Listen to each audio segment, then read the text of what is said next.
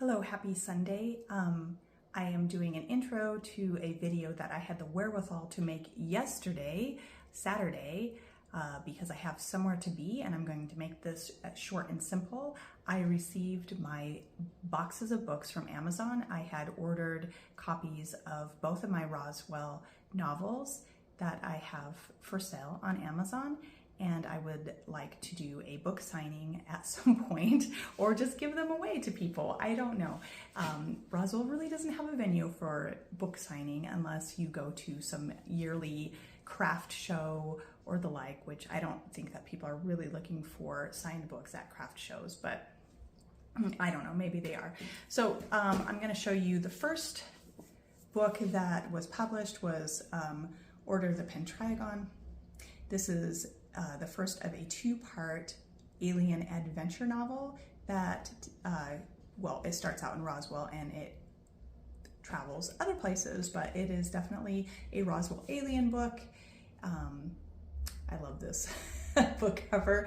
My dad did the design for this. He's a mixed media artist. He does a little bit of everything, including oil painting, watercolor, etc. But he is a great graphic designer, and he did this book cover. I think it's beautiful. It has an impossible triangle, which the alien spaceships are impossible triangles. And yes, they're impossible. Nobody really knows how to get in and out of them. So that's that. I think it's beautiful. And I think it's actually a really good adventure novel too. Yes, and then this one is my Roswell ghost story murder mystery with my delivery driver detective called Delivering Hope. And this book cover was done by Clorinda Fresquez Tria. She is also a mixed media artist. She started out doing quilting and she just had these amazing designs. She, when I say mixed media, she moved to a lot of painting, and I know she does use silk threads and all kinds of interesting, I'm not sure what all materials she uses, but I will put a link to her website. I'll try to put a link to my dad's artwork as well, so you can see that. Anyway, I love her designs, I love her artwork. I think she did a beautiful job. Neither of these artists are normally book cover artists, but they did this for me, which I think is really cool. I love them. They're the best ever. I don't know what I'd do without these wonderful people in my lives. Well, I mean, obviously, like my dad, he's wonderful, and I am very blessed to have wonderful Christian parents. And anyway, and they're both wonderful people. I love my parents, but my dad is a great artist. So I'm just going to talk up both of those artists for you. And then I also wanted to say that I almost decided to leave out the accordion parts in this video, which is really ironic considering what I talk about at the beginning of the video, so you'll have to listen to see. Now, I had recorded some of my practice yesterday, and I just felt like my practice is, okay, so I have two moods really with accordion, and one is the exuberant, make lots of errors, but I don't care because I'm just having fun playing, you know, slamming on the bellows and playing the notes over here. And the other one is that sort of, oh no, people are listening to me playing, and yes, the camera is listening. Honestly, it does, because I tend to see videos in my YouTube video feed after I'm playing them on my accordion. So it does listen to us, even when we're not recording. That is just a fact of reality. Unless it's a complete coincidence that when I play a song like, I don't know, I think the last one I saw was Belleza de Cantina. Like, I saw that in my YouTube feed right after I was playing that song the other day. And I'm like, oh, that's weird. But I mean, that happens all the time. I don't know what to say about that. Guess maybe the AI is like, maybe she really needs to listen to a version of the song so she plays it better. Maybe the AI is really just out to get me. I don't know. Or out to help me. I don't know. Anyway, I get really tense, and I was asking a friend who, he is a professional musician who performs for people, and I was asking him, well, how do you actually get over that stage fright where you just can't even hack out the rhythm because you're so tense that you can't get it right. And he gave me really funny advice. I don't know if I should say.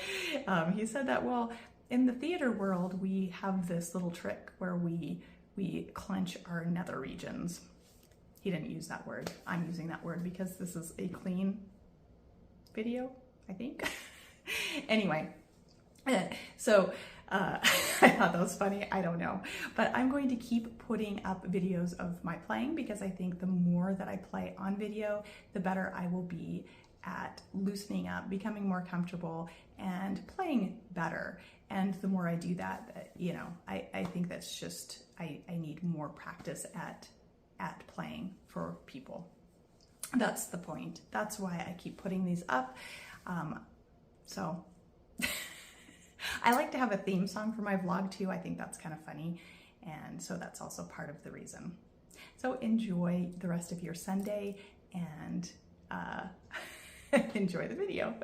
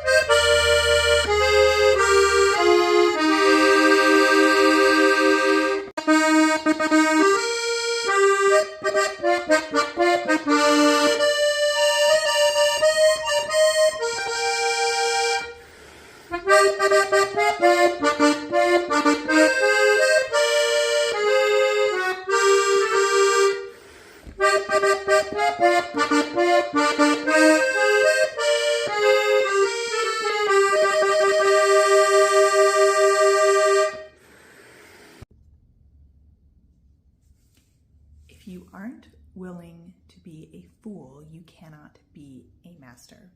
I read that somewhere recently. It was actually on a post that, a written post that Jordan Peterson had put on YouTube. And I actually quite liked it. There's a much longer quote surrounding it, but that's the general gist of what he was saying in his much longer quote. Jordan Peterson talks a lot. I don't listen to him. I don't listen to his videos, but YouTube promotes them kind of in the same way that YouTube promotes Ben Shapiro, who I don't listen to either. I don't find him interesting, and I often don't find Jordan Peterson interesting either because he says a lot and ultimately says very little. I hope that my videos don't also do the same thing. I probably do. I probably dislike him because it's the same tendency I have in myself, is to ramble on until I find the meaning in what I'm trying to say. But I think that is very self-explanatory. If you are not willing to risk being a fool, you will never become a master, because anytime you start something new, there is a process to it, obviously. And if you are afraid of being a fool or looking stupid to other people, or looking like a klutz, or whatever, stupid, klutz, foolish, whatever, if you're worried about that, then it's very difficult to take that first step. Now, of course, young people are more inclined to be that way, and you always meet those young people who don't seem to have that barrier at all inside, and it's unique and interesting when you meet young people like that. They don't see those barriers. They don't care whether they're viewed as a fool. They're going to go out and do those things that they enjoy, that make them happy, or they find purposeful, meaningful, whatever. Maybe they're just adventurers. They have that adventuresome spirit. When I was younger, I was a lot more shy than I am now, and I'm still shy. I think the difference is that I am less inclined to care whether people think that I'm foolish or not. And I think that's a good way to mature. We should all be maturing there. We should be getting rid of our egos, because really it's our egos that prevent us from wanting to look like a fool. And maybe there's also some natural, I don't know, human preservation in not wanting to be the fool, because we don't want people to, I don't know, kick the fool, kick us when we're down, kick us when we've made huge errors. We don't want that. Nobody wants that. So maybe there's also some human preservation in it, and it isn't just ego. There's probably a larger instinct to that, not wanting to be the fool. But I was thinking about that just now, because when you produce content like this, and my content isn't professional, I've had many technical issues since I started making these videos. I invested in an expensive camera. Well, no, I'm sorry, an expensive phone that has a really nice camera, instead of investing in a better camera. That's what I spent my money on. My phone was also just acting crazy and not working very well. That was also a motivating factor in buying this expensive phone. And I would not have paid that much, I would not have bought an expensive phone if I didn't also need a camera, because my camera was acting wonky and it just wasn't what I needed or what I wanted. So I've had technical issues, and I still really just ramble on my videos. I haven't found that pace, of what I really want to say.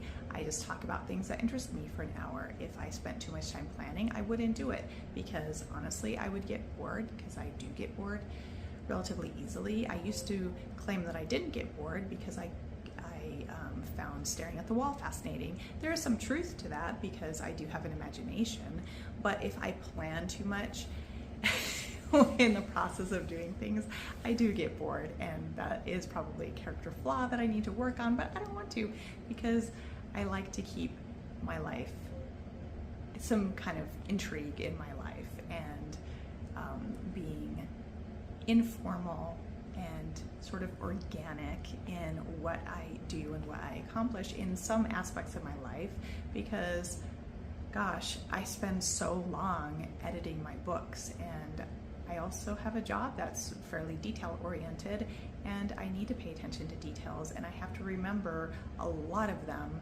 otherwise everything's going to fall apart, and I don't want that to happen at all. So this is sort of my organic experiment in making videos, and so that really resonated to me, but it also resonates in my playing the accordion, because I started very late in life, you know, in my 40s, and so obviously, because I haven't been playing for very long, I'm not a great accordion player. But again, I have to take the risk, take those steps in order to eventually become a master, and hopefully I will. I mean, I'm sure that I won't ever reach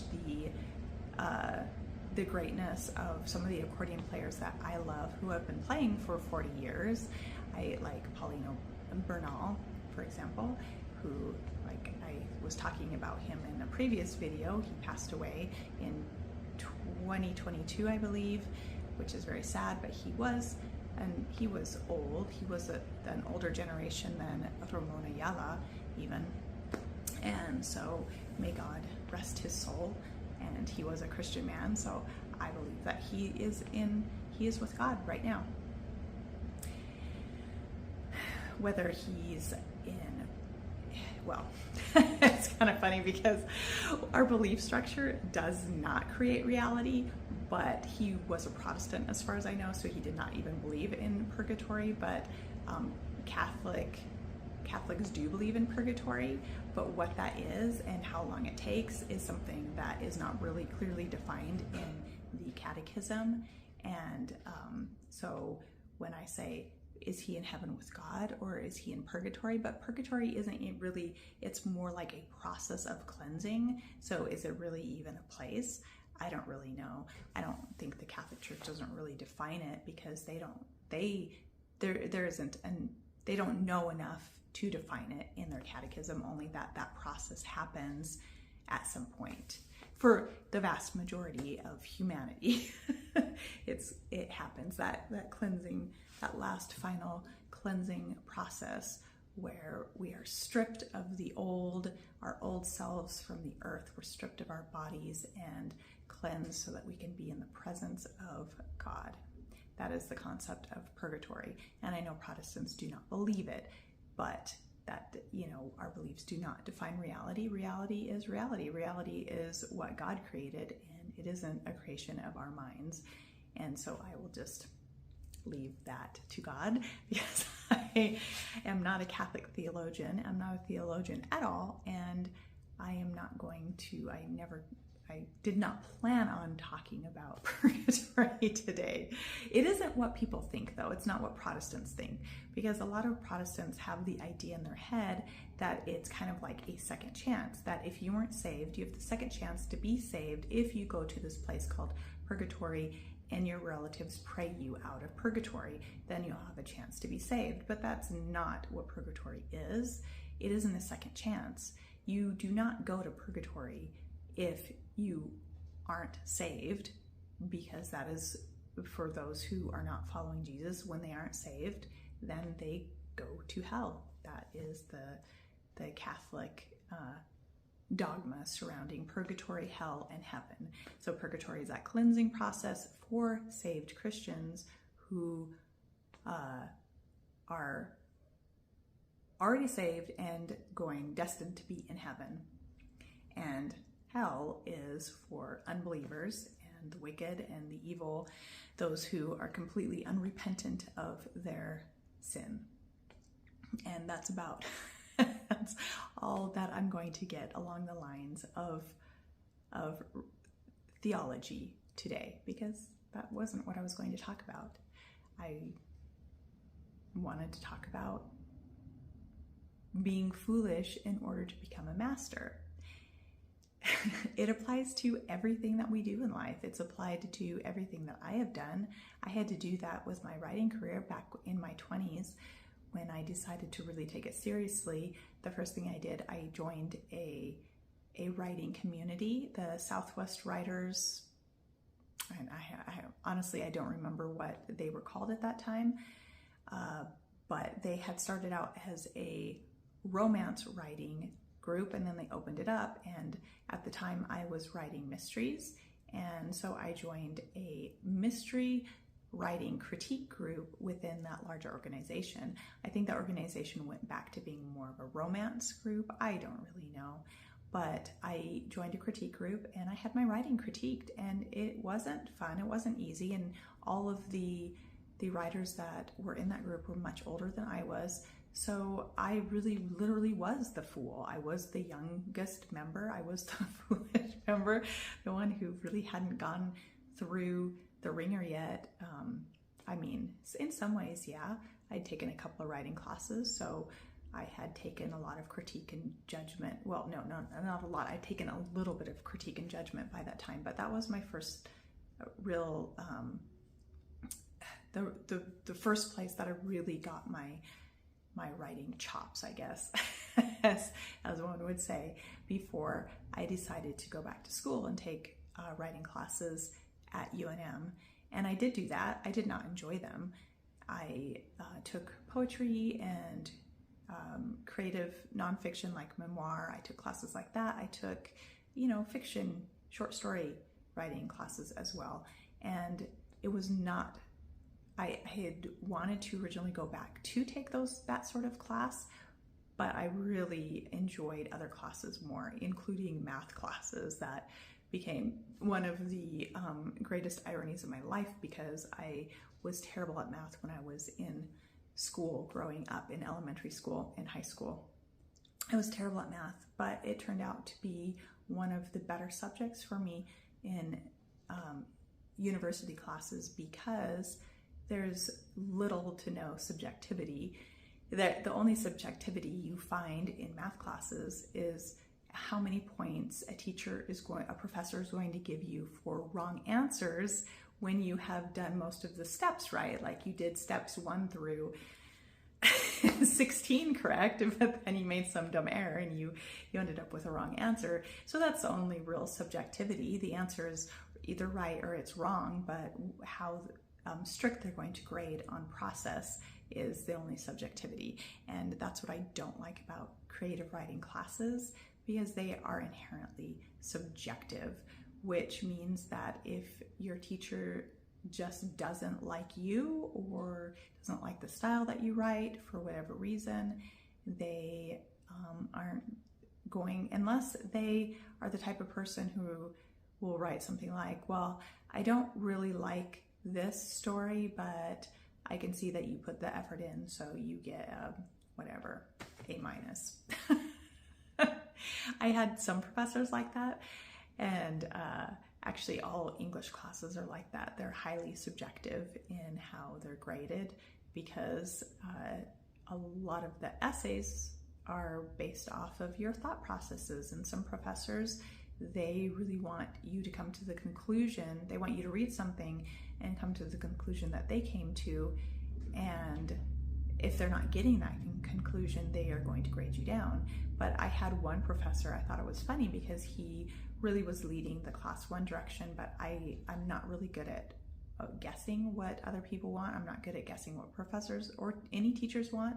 That's just not a skill that I have, sadly, unfortunately. I just can't second guess that. I can't get in other people's heads. There seem to be people out there that are really able to do that. They can pick up on clues in their environment. They can pick up on hints. They can pick up on where the teacher's leading. They have this instinct for it. I don't have that instinct. It's completely lacking in my personality. Unfortunately, my brain, the way it works. And I could never figure that out. So when I was not a very good writer, when I did not know how to write a formal essay, when I was in high school, for example, I did not get good grades on my papers, because not only could I not figure out what the teachers wanted, but I also really was never taught to write a formal essay, unfortunately. But that's my bad education story, and why I really wanted to homeschool my kids and took the plunge, I talked about that in my trad wife life video. So if you're interested in that subject, you can go watch that video, but I'm not going to link to it. You can just go find it. I don't want to link to it. I don't know why. Anyway, so with some professors, like for example, I had a professor who wrote on my paper, you should have said this, and then wrote the conclusion I should have come to. But he said, because you put effort into this thought and you worked these ideas out, okay, so you're still going to get an A. And he gave me like a 95 or something like that for my thought processes and ideas, even though they weren't what he wanted me to write. And actually, that really irritated me, because well, why do your students have to align with your conclusions? What is so right and accurate about your conclusions? I guess because he was a Shakespeare professor, and I guess because he had been teaching Shakespeare for so long that he just knew.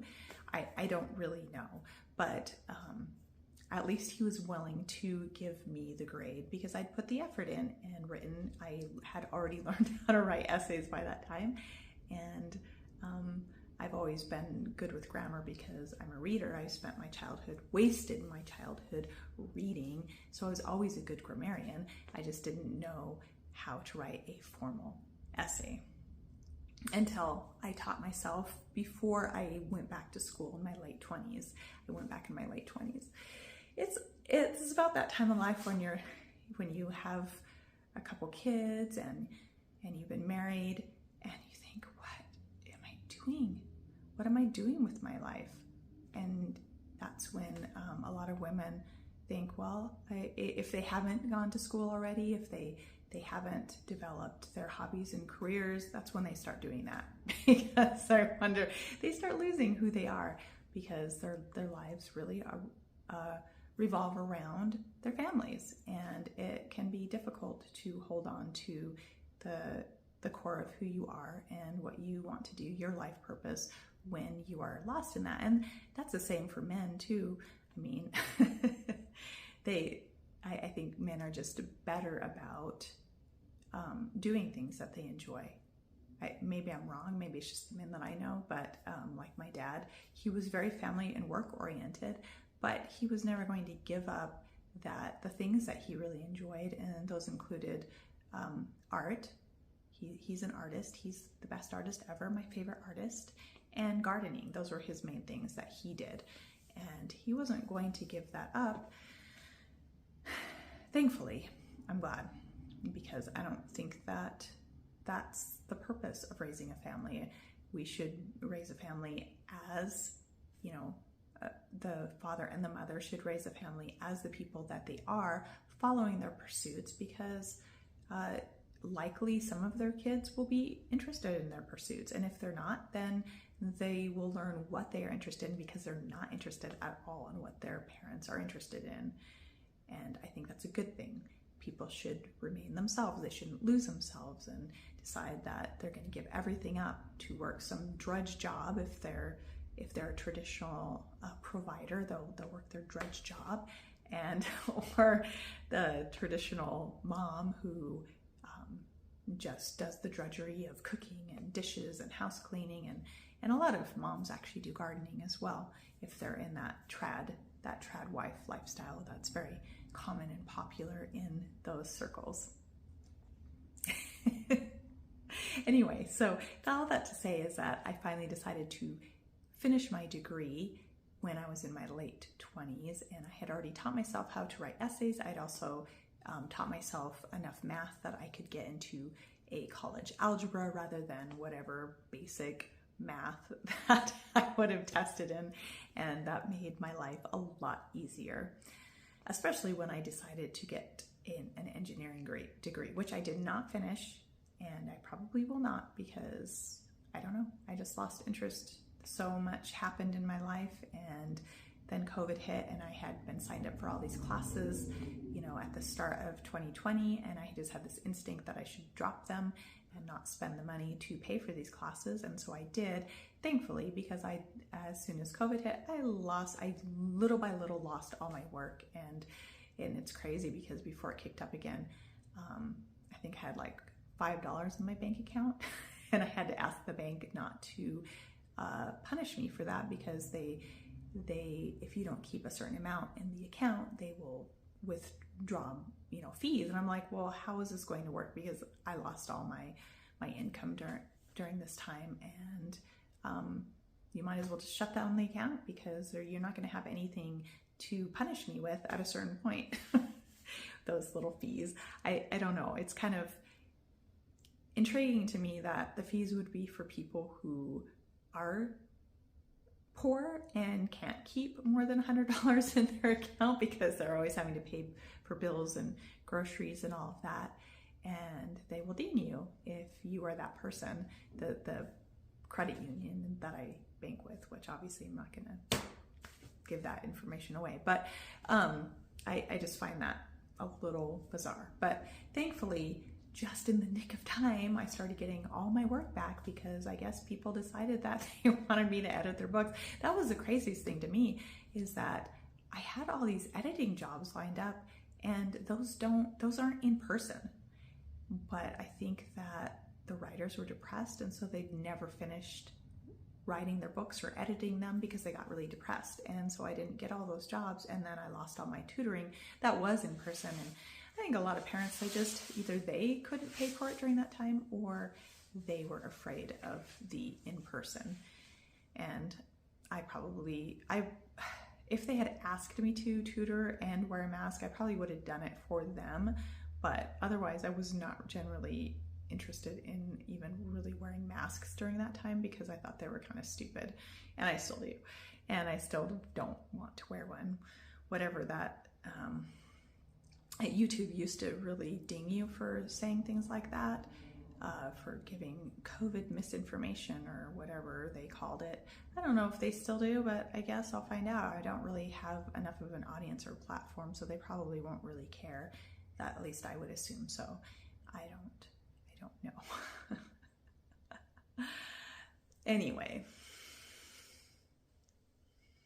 Anyway, so in the process of becoming a writer, I had to suffer that fair amount of humiliation as I went through critique groups. That was my first critique group, but I had other ones over the years. I did get my degree and I did those classes, even though I was more interested in math or history or almost anything but that. Well, Spanish, obviously, because I studied Spanish. That I know I've talked about that before. But I had to suffer that humiliation in order to become a master. If I'm a master now, I don't really know. I think that I generally found what I want to write, and I write that, and it's going to be the weird, it's going to be the bizarre, and it's going to be the, I didn't mean bizarre, because weird and bizarre are synonyms. I meant weird and absurdist. And that really brings me to the subject of this video, and I'm going to try to make this video shorter than ones in the past, and that is, okay, so I love Gothic novels, I love Gothic romances. I talked about that one week, and then I talked about magical realism another week, because magical realism is a huge influence in my writing. I love it. And the third biggest influence for me is comedy. I love comedy, but my favorite comic authors would be of the absurdist camps. So are they in camps? do they have like circles of tents where, oh, that'd be kind of like a circus, wouldn't it? If you had a circle of tents and absurdist things happening, like with clowns and the like, that would be like a circus. So maybe that's what an absurdist camp is. It's a circus. That's an intriguing thought. No, I think what I meant is different camps, or different, more like different eras. So of course the most amazing absurdist author was Cervantes with his Don Quixote. And of course I love that because it's like the original, well, it's not the original absurdist, but it was kind of the start of the fiction novel, because before that people wrote plays, they wrote short stories, but the actual novel had that wasn't really an art yet. And in my opinion, Cervantes was one of the first novel writers. So he wrote an absurdist book, and I love it. It's one of the best books ever written, and you can read it in Spanish, you can read it in English, and it's good in both. And obviously I like to read it in Spanish, but that era of Spanish is really not very complicated. That 17th century Spanish is easier to read often than 19th century Spanish. At least I find that to be true. And then 20th century is, some of it's difficult and some of it's not. It really depends on what kind of writing it is, because mostly I just read, I'll read news articles in Spanish when I'm feeling like I need to read Spanish, or I listen to music lyrics in Spanish, and honestly, I wish that I could learn how to speak Spanish better from that, but I don't, because my mind just understands what it understands and sort of discards the rest. So a lot of the grammatical constructions, I can understand when I listen to them, but I don't like naturally speak that way. I guess that's the easiest way to say it, and anybody who is a second language learner probably understands what I'm talking about. You can hear it and understand it, and the grammar makes sense when you hear it, but then when you speak it, you're going back to your native language and the way the grammar works with your native language. And not that grammar is that different from English to Spanish, but there are obvious differences that are really real tells with second language learners of Spanish. There are definitely tells that you can tell when somebody's not a native speaker because they don't naturally use certain constructions. Anyway, so yeah, Cervantes, 17th century Spanish, easy to read. I recommend it if you are if you want to study Spanish, I would recommend reading it because, like I said, it's the construction of the language was just simpler in the 17th century. I have read a lot of work from that era, so I think I maybe not an expert, but since I have read a lot of work from that era, I think that I know that it's easy to understand. And I did write my college dissertation partly on Sor Juana, and she would be late 17th century, and her usage of Spanish is also very easy for me to understand. Anyway, the other absurdist Bible, I like to call it, I mean, obviously not the Holy Bible, but the absurdist Bible would be Gulliver's Travels, Jonathan Swift's Gulliver's Travels. And what really gets to me about this book is it's hilarious, but in modern times, I think that we tend to have this idea that it's a children's adventure novel, and it really isn't. And I know that they have made movies based off of it that are probably more appropriate for children than the actual book. But unless you think that some of the crazy things that happen in that book are appropriate for children, like when Gulliver is really tiny, when he goes to the island of giants and he's really tiny, all of the wealthy women at the court, they pick him up and drop him down their shirts because they get some kind of like sensual pleasure from him like bouncing along with their giant, breasts, and that and Gulliver writes about it pretty frankly.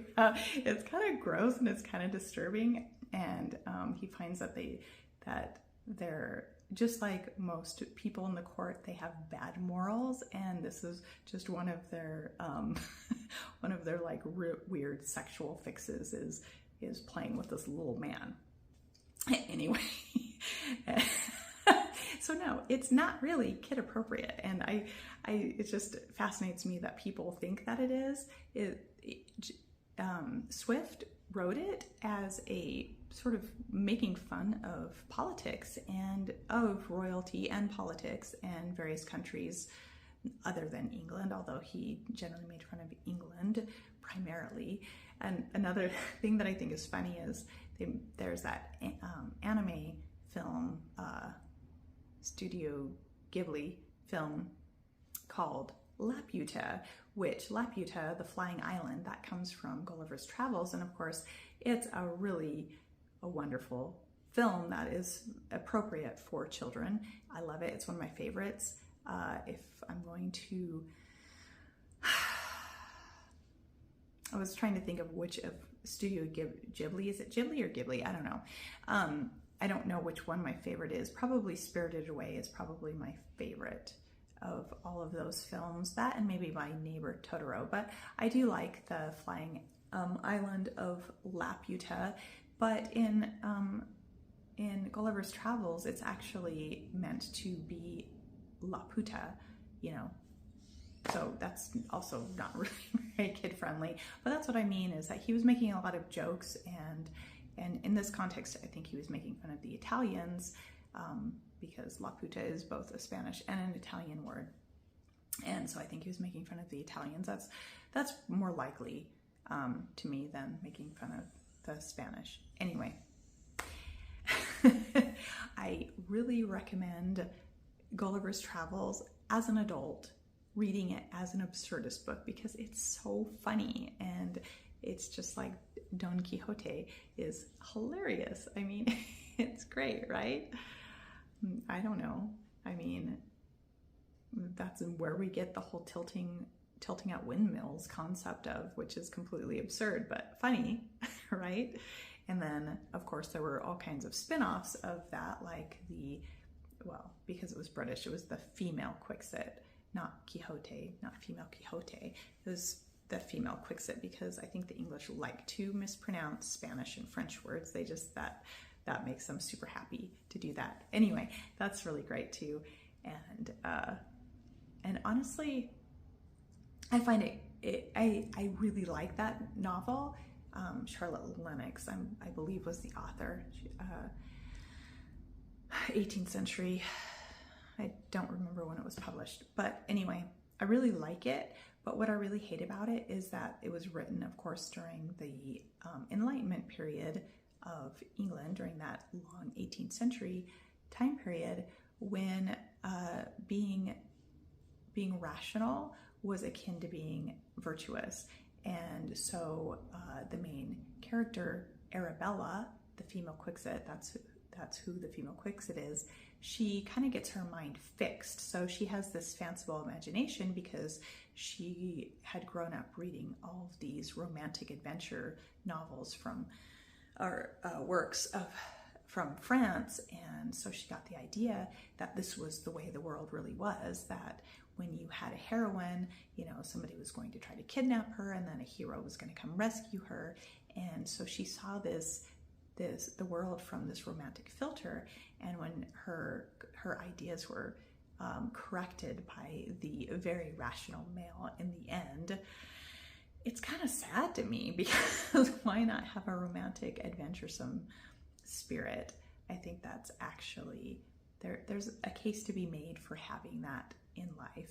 And in fact, there is a classic scene in that book, and it's been so many years since I read it, so I'm going to try to talk about it as though I just read it yesterday, which I did not. It's been years, but I do remember there's a scene where, and I don't even remember who she's with, but she's like in Covent Gardens or something like that, and there's this prostitute and this man is like pawing at her or something. Like I said, it's been so long since I've read it, I don't remember exactly what's happening, but Arabella thinks that this woman needs to be rescued, and it becomes like this joke because Arabella doesn't recognize that she's a prostitute, and why should a prostitute be rescued? And it just becomes like this, almost this comedy of errors. And I know the author, I don't know what was in the author's mind, because in my opinion, a prostitute does need to be rescued. Sex workers do need to be rescued. A lot of them aren't there of their own free will, and that was just as likely back in the 18th century as it is now. A lot of young women who, like, maybe they lost their parents and they couldn't make a living out in the country in their village, they would go to London to find work, and they'd end up getting tricked into the sex industry. I mean, it was just as common then as it is now. And so she probably did need to be rescued. So why did her mind have to be corrected? Why did Arabella's mind have to be corrected when her instincts were correct, that that woman needed to be rescued?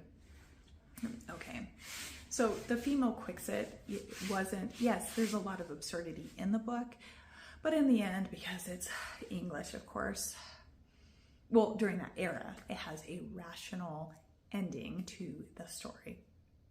And I know the Brits are completely absurdist. They have completely absurdist comedy. So don't get me wrong. During this era, there were a lot of tales of sort of morality and correction to be more rational and more practical. And these were considered teaching methods. And some of that work just kind of gets me down. And even though, like, I love Jane Austen, I mean, she played with that. She's a comic author. She made fun of people. There's a lot of absurdity in her books, but there's also some rationalism and practicality that's like with her mock Gothic novel, Northanger Abbey. The main character is corrected in the end for her fanciful notions that she has picked up from Gothic novels. But in the end, what's his name? Henry? Is that her love interest is Henry? He admits that some of her instincts were actually correct, that maybe his father, who was just not a very nice man, maybe he wasn't actually a monster or a vampire, but he had some kind of emotional vampirism where he just sucked the lifeblood out of Henry's mother. And so despite the fact that oh gosh, is it Catherine? Why can't I think of the name? It's been, I need to reread all the Jane Austen novels. Anyway, I could think of the male hero's name. it's Catherine, right? Who's the main female protagonist in Northanger Abbey. Anyway, ooh, look at a bar of sunlight on my face. Isn't that amazing? It's sunny out. It's super windy and sunny. Oh, anyway, that made my camera go dark. I will not do that. Okay, I love the sun. I love it when it's on my face and in my eyes. Well, not specifically in my eyes, maybe indirectly in my eyes. I like it, but obviously like directly in my eyes is not so wonderful. Thought somebody was about to pull in my driveway, but no. Anyway, completely lost track of what I was going to say. At least Jane Austen, at least she recognized that sometimes being too practical or too rational causes you to not see truth, because there is truth that exists that isn't always exactly the rational response that we would expect. Oh, I guess somebody did come in. Well, that was the postman. He came in the driveway. If he didn't pull in the driveway, obviously. That's what my dogs are barking at, which you probably can't hear on this video, but they're barking. Anyway, ooh, light. I'm easily amused. So I don't know, like I said, I don't know why I get bored, because I'm so easily amused. Anyway, so yeah, she acknowledges that truth isn't always completely rational and practical, that there is truth to be found in situations and circumstances and descriptive language that's not exact, like calling his father a monster or a vampire of sorts that you might find in a Gothic novel. Anyway, so moving on past that, I love Jane Austen's comedy. I would say that her comedy, I love absurdist comedy. That's my favorite. That's what I write. But I would say her comedy is a comedy of errors. And I mean, that's pretty obvious. And a lot of comedy is comedy of errors. If you want to move forward to the 20th century, one of my favorite comic authors is P.G. Wodehouse, and his is all comedy of errors. Poor Wooster, you know, he gets everything wrong, makes a mess of everything, and then Jeeves, of course, has to save him, and I love it. I just love P.G. Wodehouse is great. He's funny. I've read so many P.G. Wodehouse stories, the Mulliner stories, the Jeeves and Wooster stories, and then of course he has a lot of novels too. They tend to get a little dull after a while. They follow a certain formula, and once you have written that many books all following the same formula, yeah, it gets a little dull after a while. So those are, of course, the greats in comedy. One of my favorite mystery authors is Agatha Christie, because she does comedy as well. She she does absurdist comedy. Well, she just lightly makes fun of people, I think is what really happens, and kind of almost like Jane Austen in that sense, that she's kind of just turning the screws in on certain people and making fun of them and making light of their absurdities. She does that through all her books. But then, you know, Tommy and Tuppence those are just hilarious. I think the ones that are the least funny are, of course, Miss Marple, except the fact that Miss Marple is like this catty old gossip who's like always knitting, and she always knows what's going on and she can figure things out because she is a gossip and she engages in it regularly. So that's comedy right there. The fact that you take this catty old gossip who, you know, in real life, nobody likes that person because they'll tell your business to everybody in the village, and they probably aren't going to be very nice about it, but she has a real sense of who people are because she listens to gossip and she pays attention. And she's going to hold cards to herself, you know, she's going to hold those cards. She's not going to tell everything that she knows because she's not stupid. She's not just this woolly old lady sitting and knitting. So I guess that's inherent comedy.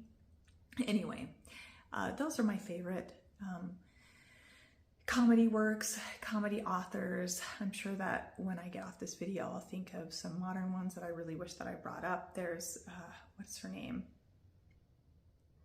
Emily Organ, I think. She's a modern writer. She writes really great a comic. I think it's funny. I read her books. She has, I can't even think of the name of her because she hasn't published a book in a while. In this, she went to other, less comedy works that she publishes more frequently, but the comedy series that I really liked, it was a comedy mystery series. She hasn't written a book for a while, so I can't even remember the name of her detectives, but they're, an old bumbling old lady with her sidekick, who's also kind of a bumbling old lady. I just love it. It's great. Emily Organ. Like I said, I can't think of the name, and I'm sure there are other books and authors that I'm leaving off the list that I'm going to kick myself for not remembering, but that's the way it is. I can remember my longtime favorites that I've had for years and years and years, like P.G. Wodehouse and Cervantes and of course Jonathan Swift. I can think of those, and of course Jane Austen and Agatha Christie, and yeah. Anyway, so if you like absurdist comedy, then you might like my books. I've been trying to read through. It's really hard. I don't like to publish my books and then reread them, because who wants to do that? You don't want to do that. That's a horrible thing to do to yourself. But I've been rereading the Order of the Pentragon because I really need to get to work on the sequel. I have been working steadily on the sequel to Delivering Hope, and I really need to get going. The sequel for Order of the Pentragon, I think I was about 40,000 words in before I really stopped working on it to work on Delivering Hope, because that's what I changed to. So I really need to go back and refresh myself of all the details of what happened, because it's a literal sequel. Like not everything is completed in Order of the story itself is complete. It's a complete work. But there are some prophecies and things that haven't been fulfilled, and the aliens have not been defeated. So I had started working on that book before I switched to Delivering Hope, and I really need to. But anyway, what I was thinking is that it is comedy to me because it's absurd and it's weird, and it's not direct comedy, but it is definitely comedy of a kind. Delivering Hope is actually a for real comedy. Like it is meant to be funny, it's meant to be comedic, whereas Order of the Pentragon is just kind of weird, and I'm smiling to myself as I'm writing it. There's a big difference there.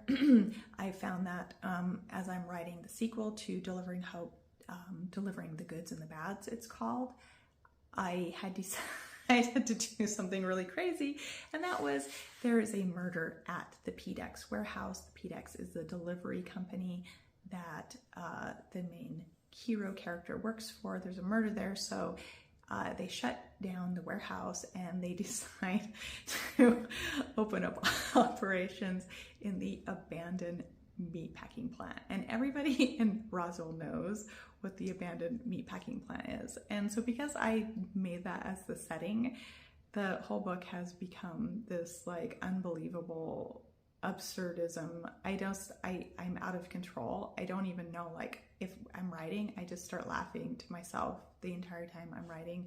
It's so absurd and ridiculous. It's ridiculously absurd. I might have to pull back a little bit, but I don't know. Right now I'm enjoying it because I'm in stitches the entire time. That's the way it is. So on that note, I should probably stop. It has occurred to me that as I'm talking about absurdist comedy, I have a big Brussels sprout on my head, a Brussels sprout alien like sitting on top of my head. Yes, so that should be enough for you. That should give you an idea. Yes, it should. There are no aliens in the Delivery Driver series. There are ghosts, and there's comedy. There are no aliens. And the aliens in Order of the Pentragon, which is an alien-based novel. Well, it's not going to be a series. It's going to be 2 books. The aliens don't have heads like Brussels sprouts, but I do like that. I do like the Brussels sprout head. I think that's great, and that's why, it's there above my head. Anyway, that's it. That's all I have, and I will see you again next week.